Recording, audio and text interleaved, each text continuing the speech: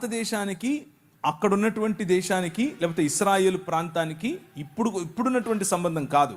అప్పుడెప్పుడో దావీదు సమయం నుంచి కూడా నెమళ్ళు, కోతులు, అలాగే మిరియాలు ఇక్కడి నుంచి సుగంధ ద్రవ్యాలు ఇక్కడి నుంచి ఎగుమతి అయ్యేవి.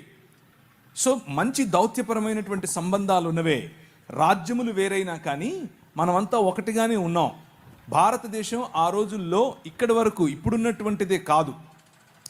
జావా, థాయిలాండ్, అలాగే మలేషియా, సింగపూర్, అటుపైకి ముందుకెళ్తే మ్యాన్మార్, ఇటు వెళితే ఆఫ్ఘనిస్తాన్, పైన కశ్మీర్ పైన ఉన్నటువంటి కొన్ని ప్రాంతాలు, ఇరాన్ దగ్గరగా ఉన్నటువంటి ప్రాంతాలు, ఇవన్నీ కూడా భారతదేశంలో భాగమే.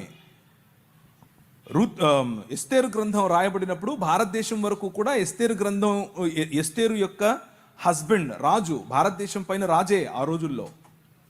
సో ఇదంతా కూడా మనం ఏర్పరచుకున్నటువంటి హద్దులు. ఇది భారతదేశం, ఇది వేరే దేశం.